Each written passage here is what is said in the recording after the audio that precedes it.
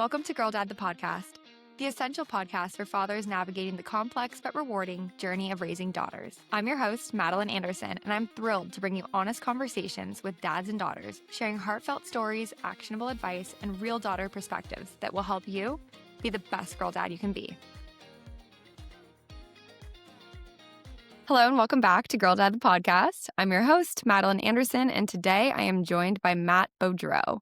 He is an amazing guest. I am so excited to bring you this conversation. It is a game changer, truly. He is known for his work in education reform, his creation of the Apogee Strong mentorship program, and his focus on intentional parenting, self-sovereignty, and positive masculinity. This is a great episode for any dad with daughters or sons because we talk a lot about things that are very important and are not talked about. So with that, let's begin. Matt Beaudreau, welcome to Girl Dad, the podcast. I'm so excited to have you here today. Honor is absolutely mine. I appreciate you having me. And I saw you with a good friend of mine recently as well, Mr. Larry Hagner. So you're doing some great work. Oh, thank you, Matt. I appreciate that. Will you kick things off for us by just introducing yourself? Maybe tell us a little bit more about your background, what you do, and your family? You bet. And I love that I get to include the family side of that, man. So first and foremost, I am a husband and father of 3. So we are coming up on, we've been together 20 years and married 17 next month, which is phenomenal. And I got 3 amazing young humans that I get to lead. My daughters are 14 and 12. My young man is 9. I always tell people I'm an educator. I've been in education for 20 years. That doesn't mean just being in schools, although I've worked everything from K through university. But we have more recently started our own network of schools, and we get to mentor and coach families who are in these schools and some that are out of the schools as well. We bring families through home education, and I do a whole lot of speaking from the stage as well. That's just kind of a byproduct of all of it. So the mission is raising sovereign families. That's it. You know, we're in a culture that's trying to outsource parenting and in a lot of ways, I think, devalue parenting and distract us from things that matter. And so we're just trying to point people back to that. I love it. Thank you. Can you tell me more about specifically how you do that? And I'm guessing the answer is through your amazing business, Apogee Strong. Yeah. But would love to hear a little bit more about that. I'm sure there's audience members who are unfamiliar. So not only what it is, but why you started. Yeah. So coming out of education, and I kind of did it in a weird way. I went from working at Stanford University for quite a while, and then I went into the public schools in California. Was a public school teacher, was a public school administrator, private school teacher, private school administrator, and really decided throughout all of that experience, okay, well, this isn't what I want for my kids. It's not what I want for my families. And there was a number of reasons for that. So I decided to launch my own campus and see what would happen. Simultaneously, that's when the speaking career took off. And so it was this really unique time where I got to build something that I really wanted to see in the education world that I didn't see, that I could build for my kids first and foremost, and then just invite other, like-minded families. And I say like-minded, just meaning values. Invite those people to come along on that campus. And the speaking career took off simultaneously. And so I got to work with Fortune 500s who were bringing me in because they're like, oh my gosh, we're hiring all these college graduates. They're really, really smart. And we want to fire all of them, right? Like, what is going on? Help us lead them. Help us connect with them. And likewise, a lot of the younger generation was going, okay, well, we are saying the same things as some of our bosses, but I think our definitions are different. Help us do better here as well. So I got to work with some of the best corporations on the planet and hear what they want to see from our young people. So I got to bring that back to the campus, that we were building, which was really cool. That, luckily took off. And within 5 years, we had 3 full campuses, and everything was going extraordinarily well. The Apogee Strong grew out of mentorship to come alongside of that. So we had our K through 12 campuses. And my business partner and I at the time went, man, we have really good men in our network. I really would like to put these men in front of our young men. and just give them more support, good men in front of these young men, and just kind of a roadmap of like, look, it's still okay to be a character driven, values driven human, and to get out and serve and lead, and to be capable and to pursue excellence. Let's make that cool again, versus the victim mentality and the woe is me mentality. And then it was so organic. The dads started going, I'd love to have this kind of program for men too. Like, we're bringing in some of the Mhm. men on the planet every week and talking to them with our young men and working, through all these challenges. Dads were like, oh, we want to do this too. So we're like, okay, here comes the men's program. And then that inevitably went, moms were going, what about the ladies? And we're like, yep, totally, 100%. So ladies program, young ladies program, right? And so it really organically grew from there. And we just decided, you know what, man, let's do our own brand of really these micro schools based on these principles and based on the entire family getting to Mhm. grow together simultaneously. And that's the through line. It's the whole Mhm. family diving into this journey of growth. Yeah, absolutely. So fun.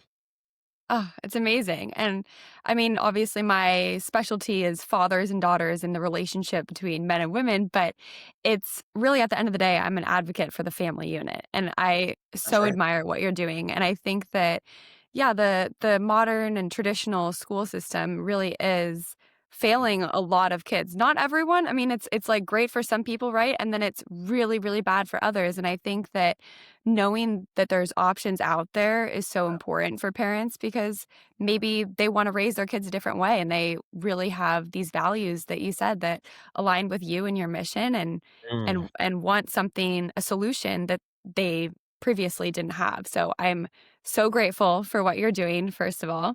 thank you. Um, yeah, but I would love you to kind of speak to those people. I have some friends who are new dads and they are considering homeschooling, Hmm.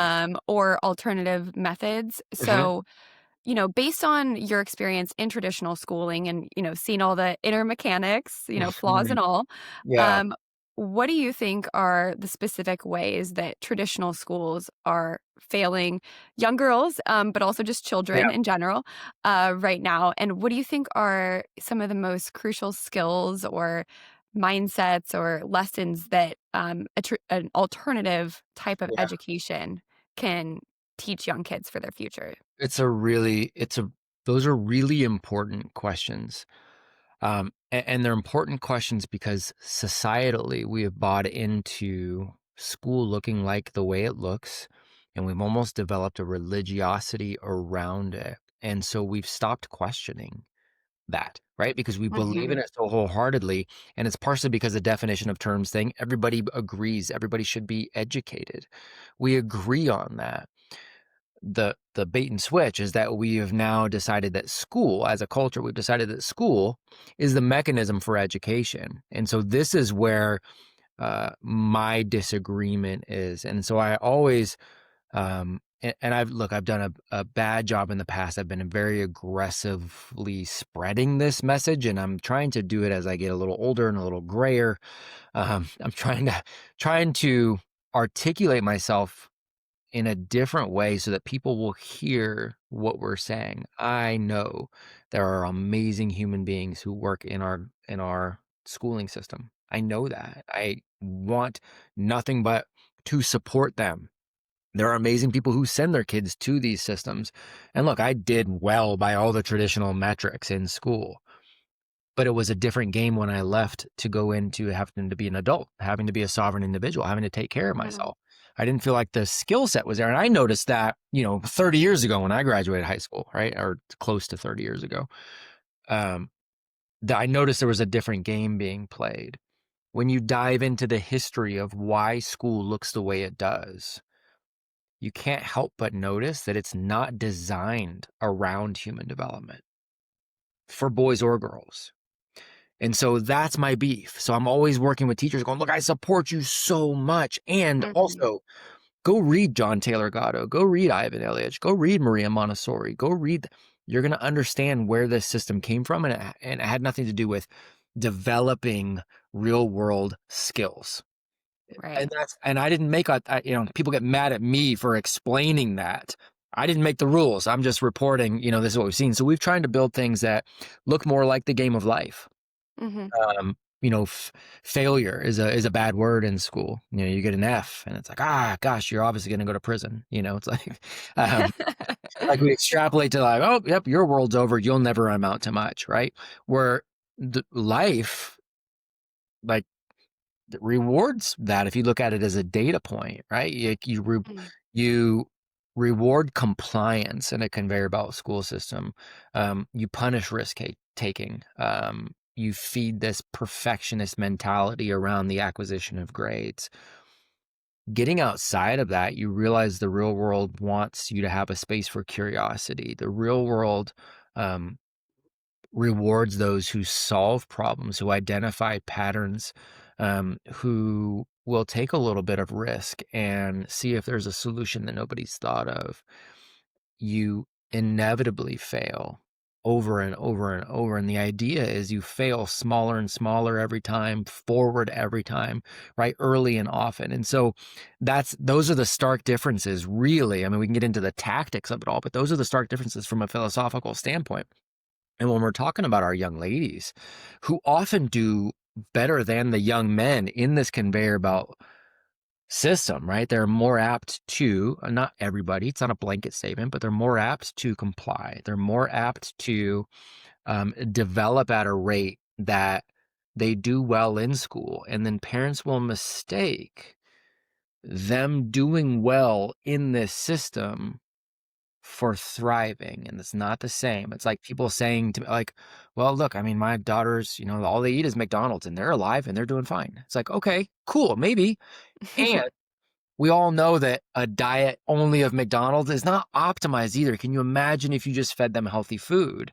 And that's what I try to get parents to understand. It's like, look, they might do well in school, you bet, absolutely, and might still do well afterwards. But oh my gosh, what if we optimized? What if we gave Mhm. the girls, a different model of courage and not this theoretical perfection and not this game to play that doesn't map to the real world? That's our biggest push, man, is the real world skills that we Mm. that is it. Financial literacy, communication, true communication, public speaking, negotiation, conflict resolution, critical thinking. We talk about it, we say it all the time, we don't provide it in our schools. Critical thinking means you're Mhm. actually sitting down and analyzing your thoughts. You're thinking about the opposite points of view, and then you're making a decision based on looking at all sides. How many of us really do that with our decisions that we make? We let things play out like they've always played out, and then we pretend it was a decision we made. Going, what's the So alt, true. right? That's critical thinking. So those are the things Yeah. we need to ingrain in them early. Self-defense, physical fitness, physical competence, the entrepreneurial mindset, even if they never own a business. Like that's what I want for my girls and for my young man as well. It's what I want for all kids. Yeah. Wow. Well, you touched on so many important things there. Sorry, I Um, get chatty on this. My no. favorite. This is like we're talking about all my favorite stuff. I love it. No, this lights me up too. So yeah, I mean, one thing that stood out was you mentioned how women or young girls Mhm. can typically succeed in this kind of program a lot. Right. And I'm thinking about just how we're wired so differently, men and women. And women, we are wired to please. And so there's this we're more vulnerable or susceptible to kind of surviving in the system and thriving in the system, as you said. And I have that with quotes around it because realistically, yeah, getting A's on your math and your writing and all the subjects of schools doesn't really translate to real life happiness and skill set and a healthy mindset and healthy body, and all those other things that you mentioned do. And so that's so important. The other thing is, you talked about failure, and that's Mhm. something I talk a lot on this podcast about. Is I think it's so important for men and fathers to teach Mhm. their daughters and children in general how to fail, not how to avoid failure. Yeah. And like you said, I think the modern school system and even just, there's a lot of mentors out there, there's a lot of social media algorithms that point you towards how to avoid failure Mm. and not how to fail. Mhm. And when you can learn that at such a young age, it makes your life easier. It makes you more fulfilled because you're not walking around, on a tightrope, scared about life and all that it offers. You have this abundance mindset. You're curious. You have critical thinking skills because you're thinking through potential outcomes of your actions and maybe things that drive you, and you want to explore those different things. And it's okay if it doesn't work out, That's and those are just amazing things to feel and amazing mindsets for life. Think about like think about the old adage we have, Thomas Edison and the light bulb, right? He makes a light bulb on like the thousandth try. And they're like, man, you failed so often. He's like, I didn't fail. I just found a whole bunch of ways that it didn't work. Right. It was data points. It was the scientific method of Hmm. living. Right. The scientific method means you start with a hypothesis. You start with your various, your variables, and then you go forward and you see what happens. And when you don't get the result that you want, then you change a variable and you try again, right? Each one of those is a mini version of failure. That's what it is. So all we're Hmm. doing is doing the same thing. Life rewards failure is a tuition that you're paying to actually earn wisdom. Like wisdom is only earned through that, through those Yes. experiences, right? And so framing this word failure differently for our kids and for our daughters, and not coming in and fixing everything so that they never fail, right? It's coming in and framing what failure is in the first place, and then debriefing any sort of setbacks. Like that's what we're after. Hmm. And I think it sometimes can be a challenging balance for dads with daughters, particularly because men are natural providers and protectors, and they don't want to see their daughters unhappy, right? And sad or um feeling unconfident. But the path forward to building that confidence really is going through these exercises of these kind of mini failures. And Totally. I think and I think mindset and reframing plays a huge role in this. Like, for example, my younger sister, the middle one, Mm. she's looking for a job right now, or a new job. And so she's going through the process of applying to different places. And I know that's a daunting task, and especially if you're afraid to fail, basically. And so we had a good call, and I told her, instead of trying to get a job, why don't you set your goal for getting 5 rejections a week? And Love so that way, now you're applying to jobs, but you're going at it with this mindset of like, I love that. actually the failure is success, right? You're like, I want 5 rejections this week. And Yeah. so what do you know? One will come along, and it's going to be the winning one, and it's going to be one that you want, but you're not afraid to put yourself out there. Yep. And I think, like at the end of the day, she's still doing what she would have done, but now her mindset around it is so much healthier, and she's and stronger and more confident. Good for you. That's a good big sister wisdom. Yeah, it Thanks. really I is. learn a lot in these conversations. But that's so good. And so you mentioned something right there that I think is powerful for all of us to understand too. But dads, we have this conversation with our men quite often, utilizing stories that you hear from others, from conversations with others, as points of instruction too. That's another, like, being able to teach failure. We can help them reframe, just like you're doing with your sister, helping reframe a current situation that she's in, right? And that's a good thing.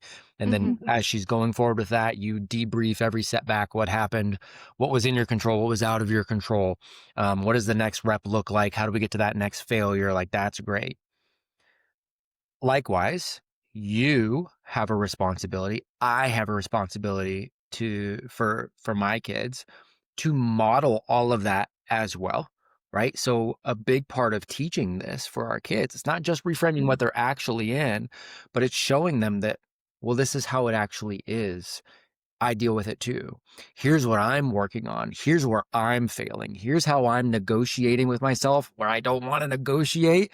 So I've got to come back and reframe it for myself, like bringing them along real time for your own example of the same thing, this parallel thing where you just go, look, I'm the adult and I'm going through this too. Let me show you how I walk through it, how I think about it. Man, that rejection was tough. So here's how I'm reframing it for myself. Give them that gift of your own example in that, right? Because then it sets it as real and it sets it as, oh, well, if dad's going through it himself, well, of course I'm going to go through it. That's okay. And it opens up that line of communication because you've got that similar, that bridge that you guys are both experiencing that. Then the beauty of that too is when you're walking your daughter through it or sister or what, whatever, you're walking through it, you're having the conversations around that. And then when you have more conversations with other people, well, then you also get to use their stories as an example, right? And any time that you can use as a parent, you can use yourself or somebody else's story, or, oh my gosh, there's these things, they're right behind you. They're called books. Books are amazing, right? You take a story out of a book that illustrates the same point. Anytime you can do that and make the point you want to make for the situation they're going in, but you're not pointing the finger at her, right? You're just Mhm. straighting. Mhm. You take some of that emotion out, and that lesson a lot of times gets accepted a little more clearly because there's not the, "Oh, but it's me," attached to it, Right. right? And so if you layer in all of those, you, me, somebody else, and you provide those parallels, have faith in the brilliance of your young daughter enough to get, like, how arrogant do we have to be to think, like, that they're not going to get that? That's just, I don't know, like, don't look down on them, so but they're gonna get it if we do it that way. Right. And I think you just touched on a really important point, which is the fact that children learn so much by example. Yeah. You can tell them all you want how to act and what to do, but if you aren't emulating those same characteristics, then they're going to pick up on whatever behaviors or actions or words you're actually saying and doing. And so, yeah, I think that that's so huge. Leading by example is extremely important. And, this goes into the whole leading by example when it comes to how you treat your wife and what your daughter is going to pick up on when it comes to how she thinks she should be treated. And so Mm. I think, and also even just when you talk about learning life skills in your programs, some of the things that she learns between watching you and your wife or partner is healthy disagreement, conflict resolution, some of that like negotiation that you mentioned, right? Like that happens in relationships. Yeah, do you want to touch more on that kind of side of things? So I try to get dads to understand your kids will do what you do before they do what you say, right? A Yes. lot of us were raised in the do as I say, not as I do generation. That's called hypocrisy. And people, right? People pick up on that, Yes. including children. Like they see that. Who are you all the time? That is what they're gonna mimic. And I try to lay it out with examples that make sense. So I will ask dads a lot of times as I'm speaking to them. I'll say, okay, well, I'm going to go out on a limb. I've never met your kids. I'm going to go out on a limb and say, your kids speak English. And they're like, mm-hmm. And I'm like, why do they speak English? This is not a trick question. Why do they speak English? And they're like, well, because I speak English. I'm like, yep, exactly. Like it's not a trick question. They speak English because you speak English. I'm going to assume they don't speak Chinese. No, they don't. Why? Because I don't speak Chinese. Correct. You have made normal what they see as normal. That's not just language acquisition. It is their worldview. It's how they believe people should behave. It's how they believe people should treat one another. You have created a blueprint in your house for what marriage looks like.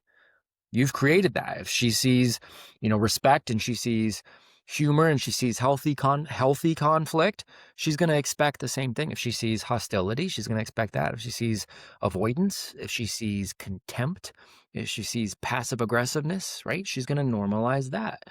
The greatest gift you give is that model that you provide.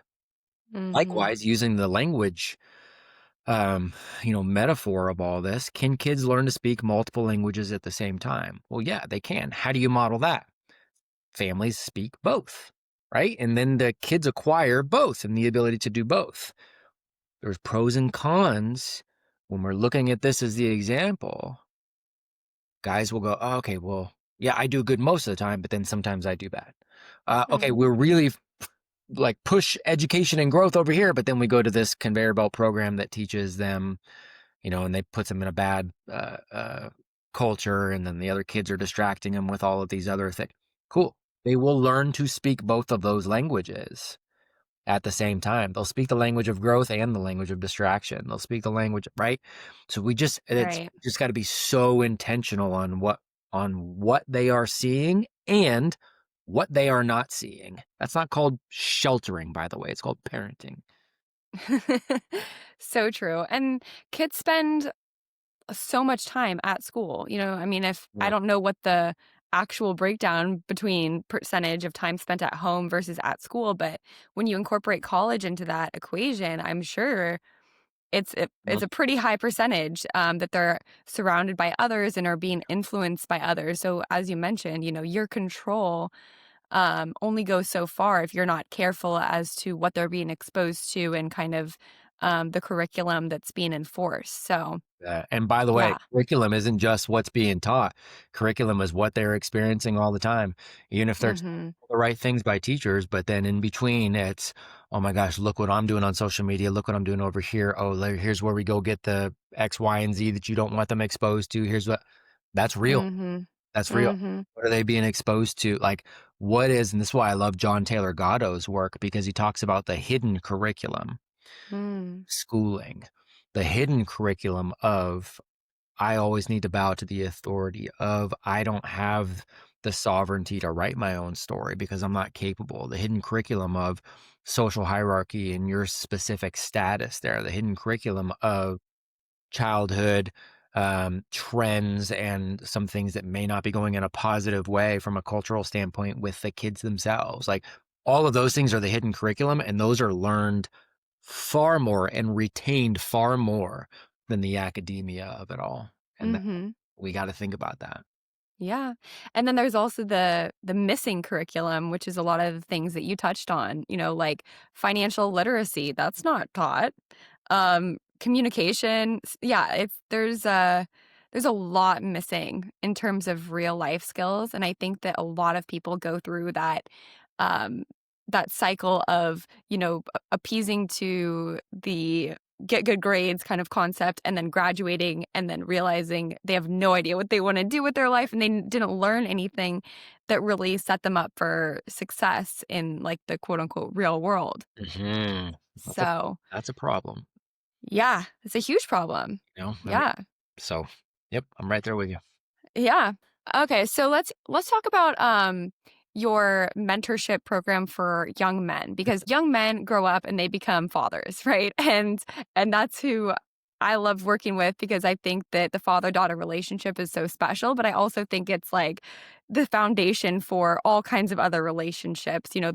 That daughter grows up, she becomes wife and mother and there's the cycle continues, right? So starting with young men is pivotal. And I think right now there's a kind of masculinity debate with healthy masculinity, toxic masculinity, all these, buzzwords around masculinity. Yeah. And I'm really fascinated by this because, as a woman, I think that there's been some really, really negative connotations with masculinity. And I think at its core, it's a beautiful thing. And I think, young men need to honor that and be true to who they are. But I would love to hear kind of how your thoughts on it in general and how you're helping the young men be the natural leaders and strong husbands and fathers of tomorrow. I appreciate the way you frame that too, because this is a controversial thing now in 2025 to say, but Mhm. just bananas to me. But men and women are not the same, and that's a good thing. Yes. Obviously, Yes. there are similarities, and that's great because there's similarities in humanity, but there are differences in men and women, and that is a good thing. And we do a really bad job in our society, and I'm not blaming any one person or vertical for this. I think there are many cultural factors. Education can be a factor, media can be a factor, social media can be a factor, poor parenting can be a factor. Like there's a million different plays here that we can point the finger at, but we do a bad job of getting down to definitions of terms a lot of times, and we'll say the same, we'll say something and we'll nod or we'll disagree without actually saying, well, wait, what do you mean by that? And what do I mean by that?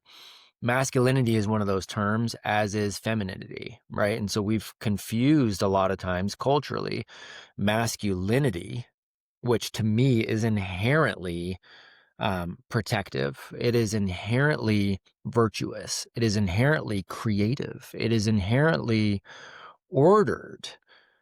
There are a lot of things that are very positive constructs that are inherently in there. We've confused that with this cultural narrative that says it's reckless, it's aggressive, right? It's cocky. Mhm. Um, and I don't believe that those are. I believe those are boyish at best, right? I think those are trivial pursuits that lead to folly. Like that's just it's ridiculous. So Mhm. empowering young men really is just maintaining that natural design in the first place. And so then it's how do you harness that? We talk about it as like a factory setting, right? And again, wherever anybody is on their faith background and all, I don't that's not what I'm here to speak about. I inherently believe it was part of a design from a designer, but you may feel like somebody evolved this way, and that's fine too. The point is there is a factory setting of a young man. There's a factory setting of a young woman.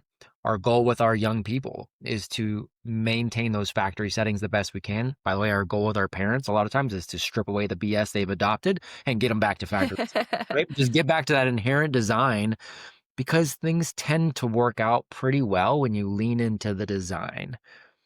Um, so then it's like, what is the roadmap to maintain that for the young men? And it's giving them responsibility early. It's giving them good men to look at, good men to look towards, men that are leading by example, like we were talking about earlier.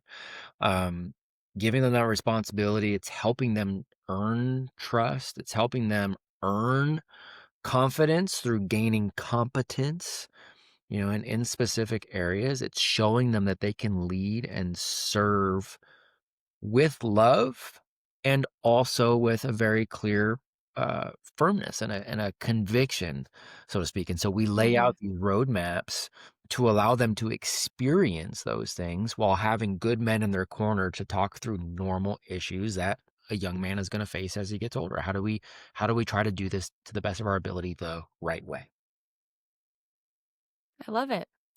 I mean, I think leaning more and more into our natural state of being is great on every level. Like, I mean, if you are naturally creative and you have a lot of ideas, leaning into that side of you is better than staying in a algorithmic role, right? Where you're just not aligned with your true self. And I think that with men being natural leaders, being natural providers and protectors and curious and creative, as you mentioned, I think telling men that they can't be something that they truly are is a disservice. And I think that's what I'm trying to get at here at the end of the day.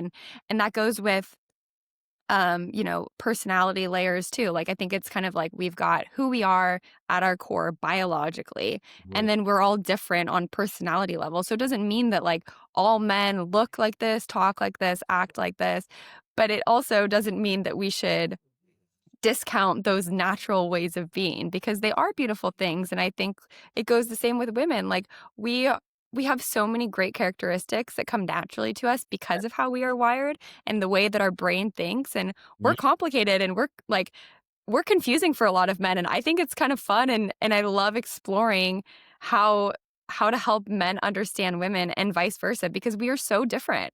totally. But it's a beautiful thing. And the more you lean into that and you appreciate your given self and the skills that came with you and the skills that you've learned and also just who you are in general, the happier you are because you're not fighting against this true self, identity crisis. And I think you've got to learn about yourself. You've got to learn what you like, what you don't like, who you are, what your personality is, where you thrive best, your environment, all these things that come with life, come with failure. Yeah. But at the end of the day, the more that you fight against who you are, you're hurting yourself. Yeah, big time. It's so interesting to We moved out here to a farm a few years ago. Growing up, city kids from California, moving on, taking on a big operational farm and a lot of animals and a lot of things. So it was, a big learning curve for us. Mhm. But it's so fun to watch the animals themselves. And we have a number of different species that we have on our property. But it's so fun watching the entire process take place. And I mean the entire process of like, okay, now we got brand new babies and how are they growing and how none of those animals are Googling, "What do I do with my baby?" Those babies aren't like nobody they just Yeah. they know what to do, and there is an element of us that operates the same way, but we're so quick to outsource our own intuition on that we actually can't trust ourselves anymore because we haven't used our intuition enough. We haven't really made decisions based on what we already kind of know is right. We're listening to the next expert around this and that, and so, look, there's not to say there's not value in people that have knowledge in certain areas. There are, but there is that element of like, there are some things you just kind of know, and your babies more than anybody else knows your baby. Like, there is this connection that is inherently there, Mhm. and we got to lean into that. There's my favorite poem is by a guy named D.H. Lawrence, and it's very short. It's called Self-Pity, and it says, "I never saw a wild thing sorry for itself. A small bird will fall frozen dead from a bough without ever having felt sorry for itself." And what I love about that is I always I started thinking back, like, why does that bird never feel sorry for itself? Why is it okay with dying and there is no like, oh, woe is me?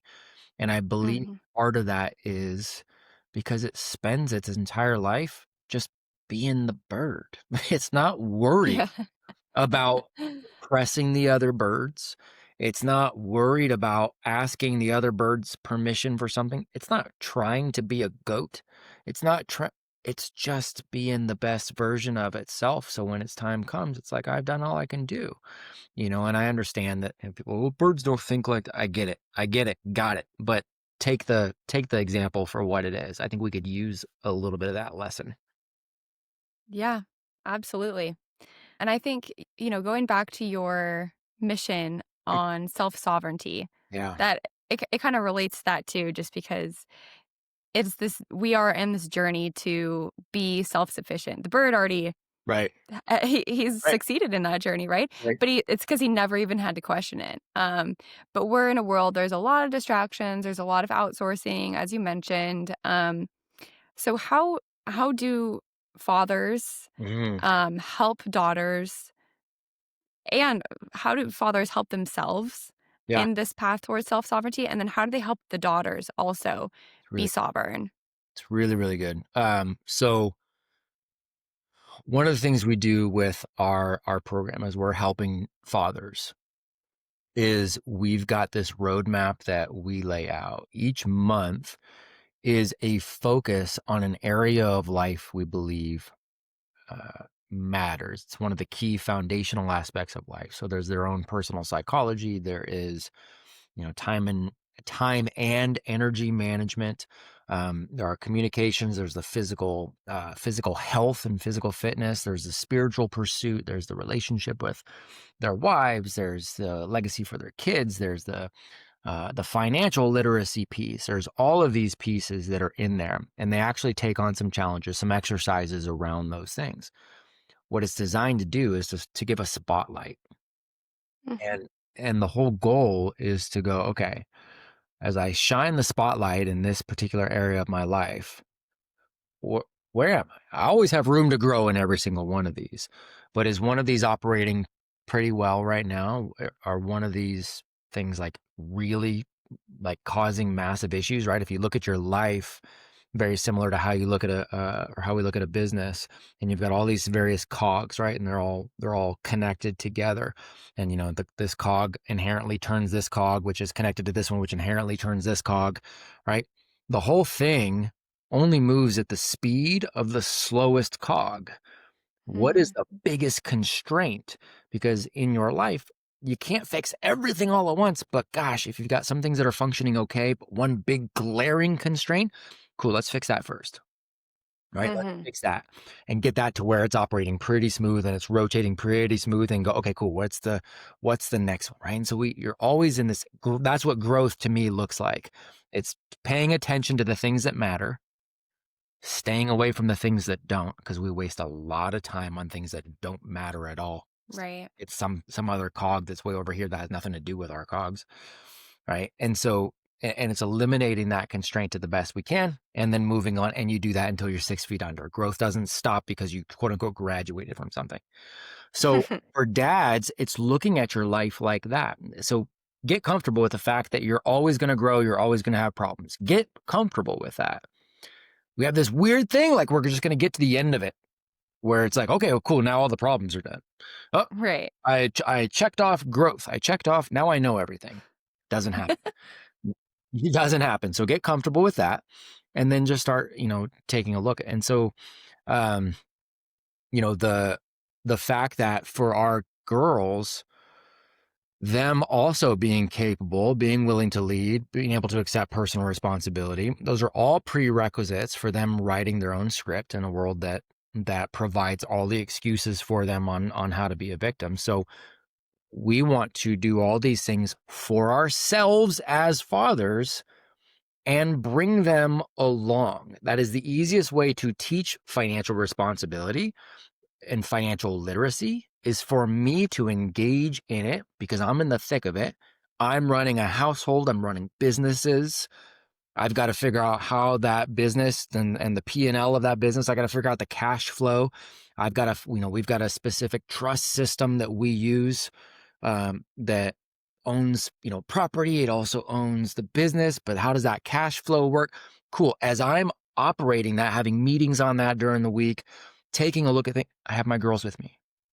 Mhm. They don't have to know everything I'm saying right there, but they're being exposed to it. Again, you make normal what you make normal, right? So teaching them these things, the communication skills, the physical health, the spiritual pursuits, um, they're seeing me work through it. So they're used to not, they don't see me waiting for somebody else to solve life for me. And again, that's what I'm transferring them. So I want to uniquely show them sovereignty means not outsourcing to peers and culture and institution, and also not outsourcing your worth.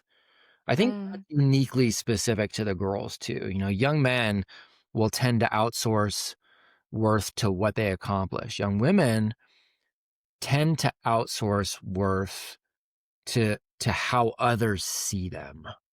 And both of those Mhm. are dangerous traps. And so for my daughters, that self-sovereignty means knowing, their worth is not negotiable.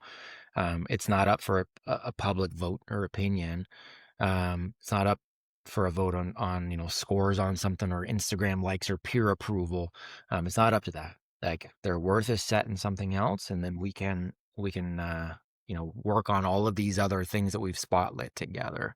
I know that's a really long, big answer, but I don't think it is as simple as like step one, step two, step three. I really think it's all of that. No, that was beautifully said. Yeah, and I'm glad you didn't shorten that at all because I think that was all really, really important, and I love that kind of framework, especially for dads focusing on that one piece of their life that's the weakest point. I think that's, really gonna resonate with a lot of dads, so thank you. Yeah, but Um, we are coming up on time here, but I would love for you to just I mean, you've given such great advice and stories and so many great things to think about. But I would love for you to just give your parting piece of advice, your biggest piece of wisdom. It could be, a favorite quote, although you did share one already. yeah, favorite quote. Um, Yeah, yeah, yeah. yeah, yep. Or just something that you would love dads with daughters out there to really hear as they're listening to this I conversation. appreciate that so much. The biggest thing I want dads to lean into is first and foremost getting the fear out of the way. I think so many people parent out of fear nowadays, and there's so many places that you can go to learn how to be afraid, right? And when you learn how to be afraid, you grasp hold, more tightly without looking, without paying attention, without considering other options, and then you inherently stop looking at these young ladies as the capable, amazing human beings that they are. We have this instinct in us to shield And I understand that, but the wisdom that we can give them is through mentorship, right? It's my daughters know I cannot fight every dragon for them, but I can show them how to wield the sword. I can show them how to find the dragons while they're still sleeping in their lair and go and take them out there. So, uh, for the dads, get out of the fear. The fear also leads you to be critical. Get out of the criticism, go into more collaboration, work alongside. You grow you and bring those beautiful girls along. Nothing, nothing builds long term confidence faster for those girls than being alongside a dad who knows where he's going, is open about his mistakes, his journey, and he shows her, but then listens to her along the way, man. If she knows he's leading it too, he's trying and he's listening to me and we're collaborating on my life too, man, you can't lose. Amen. Thank you, Matt. That is such good advice. Everything that you said today, I think is going to be really, really important for dads out there to hear. And I think this is going to be a very popular episode. So Yeah. thank you for coming on. I appreciate you No, and everything that you're doing. back at you. Thank you for the work you're doing. Like I said, this is a conversation that needs to be had. So shout out to you for keeping these conversations rolling. Shout out to all the good dads out there. Oh, thank you. Where can people go to find you? I'm on everything just at my name, Matt Beaudreau. Good luck spelling it, but if you try to Google it, you'll probably find it. And you can see what we're doing at apogeestrong.com too, APOGEE strong.com, and you can see what we're up to there. Love it. Well, go check it out. Appreciate it. Thanks, Matt. Thank you for tuning into Girl Dad, the podcast. If you found today's conversation helpful, please subscribe, leave a review, and share it with a fellow girl dad. I read every review and truly take your words to heart. To close out, remember, your intentional moments make lasting legacies. See you next week.